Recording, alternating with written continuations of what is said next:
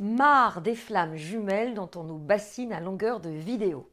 Aujourd'hui, je vais pousser un coup de gueule contre la notion de flamme jumelle. Je sais que je ne vais pas me faire que des amis, mais j'en ai marre d'entendre ces inepties sur le sujet. Bonjour à toutes et à tous, je suis Bénédicte Anne, votre Love Coach depuis 2004. Ensemble, à travers les Cafés de l'amour, nous avons créé une communauté d'hommes et de femmes qui cherchent à mettre de la conscience dans leur vie, et plus particulièrement dans le domaine de l'amour. J'accompagne les hommes et les femmes qui cherchent à être en couple, à donner du sens à ce qui leur arrive, de façon à attirer la bonne personne dans leur quotidien. Je vous propose de télécharger mon cadeau, dont vous trouverez le lien ci-dessous, attirer une âme sœur et la garder près de soi. Si vous ne l'avez pas déjà fait, je vous propose de vous abonner à ma chaîne et de liker cette vidéo pour soutenir mon travail. Restez jusqu'au bout parce qu'il va y avoir du lourd. Alors, pourquoi est-ce que je fais une vidéo sur les flammes jumelles? Parce que je reçois très souvent des personnes qui m'expliquent avec des airs désespérés qu'elles ont rencontré leur flamme jumelle, que c'était une relation compliquée, impossible, destructrice, mais que c'était cette flamme jumelle-là et que ça a duré des années et qu'elles y pensent encore avec nostalgie.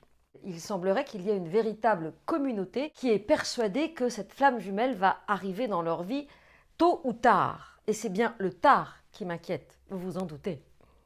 En gros, pour moi, les flammes jumelles, c'est justifier un attachement névrotique à quelqu'un avec qui il n'y a pas d'avenir, sous prétexte que cette personne et vous avez été amant et maîtresse ou mari et femme dans des vies antérieures. Donc vous vous retrouveriez aujourd'hui, mais la flamme jumelle n'a pas tout à fait terminé son cycle, et donc il faut attendre qu'elle soit prête pour vous.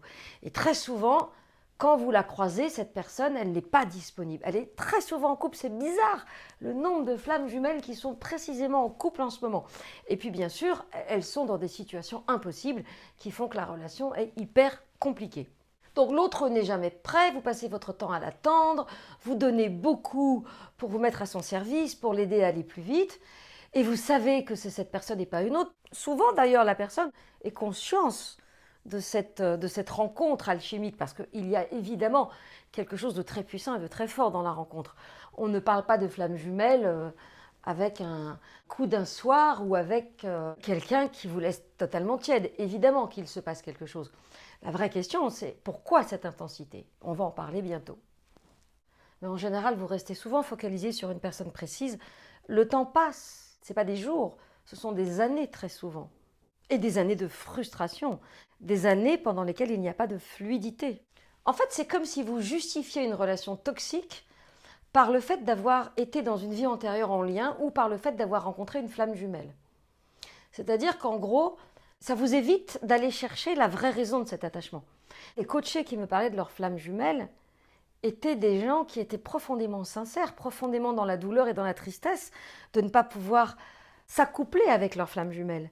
Donc je suis convaincue qu'ils étaient de bonne foi. Si on prend un peu de distance, c'est quoi une flamme jumelle? C'est quelqu'un avec qui on a une alchimie. D'accord? Une alchimie, c'est effectivement une entente corporelle, physique, émotionnelle, de sensation de déjà-vu, en français dans le texte. C'est donc une sensation unique qui fait que cette personne vous fait vivre quelque chose de très intense. Mais qui vous fait vivre des choses très intenses? Ce sont toujours des gens qui ne sont pas disponibles pour vous, qui ont d'autres priorités, qui sont malades, qui habitent loin, qui sont ce que j'appelle des relations condamnées. Donc, on se retrouve dans l'éternel cas de figure de quelqu'un qui vous érotise parce qu'il n'est pas disponible, et plutôt que de vous poser la question de savoir pourquoi vous êtes attiré par cette personne, vous préférez vous dire que vous étiez amant et maîtresse dans une vie antérieure, vous préférez vous dire que c'est l'élu l'être de votre vie, et vous n'allez pas au fond des choses. Et c'est quoi le fond des choses? C'est que vous avez été un enfant blessé par excès ou par défaut, un enfant qui n'a pas eu sa dose d'attention, un enfant qui était sans doute hypersensible et qui était tellement hypersensible que ses besoins étaient bien plus importants que la moyenne des gens. C'est la même intensité qui lui permet de se connecter à la souffrance de l'autre ou aux aspects positifs de l'autre, et cette intensité-là, évidemment, fait écho parce que ce sont deux hypersensibilités qui se rencontrent. Ça explique pourquoi ils s'emboîtent aussi bien. Mais à côté de cette hypersensibilité mutuelle, il y a une impossibilité concrète, parce que sinon les flammes jumelles se rencontrent et restent ensemble, et cela je n'en entends jamais parler. Alors oui, il y a une hypersensibilité qui va donner du sens. Celle-là, je ne la nie pas. On est bien d'accord. En fait, vous voyez chez l'autre quelque chose qui vous manque et ça vous paraît dramatique de ne plus être en contact avec cette fameuse part qui vous manque. Mais en réalité, ce que vous sentez chez l'autre, c'est quelque chose que vous avez en vous.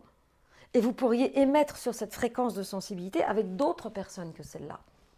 Effectivement, on peut vibrer en termes de sensibilité sur des tas de fréquences différentes.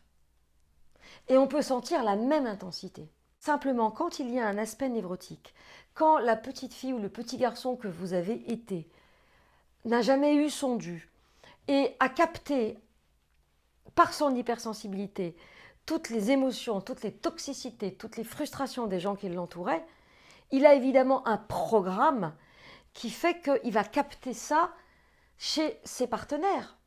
Au lieu de chercher les raisons de son attraction pour quelqu'un qui ne peut pas nous donner ce dont nous avons besoin, ou le contraire, je vous invite plutôt à vous interroger sur les programmes de l'enfance.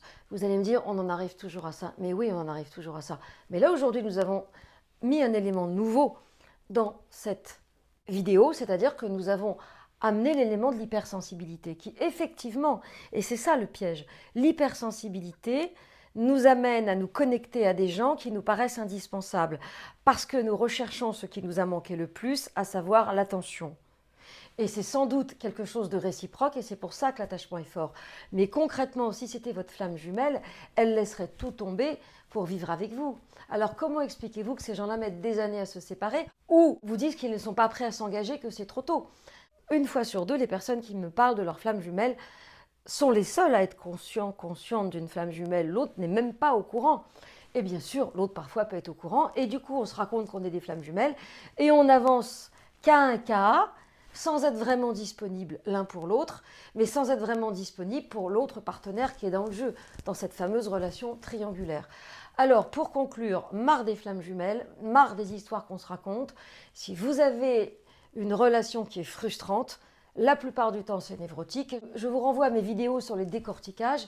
Vous allez voir que les attractions ne sont jamais là par hasard. Alors bien sûr, une fois qu'on est prise, cuite, on est dedans.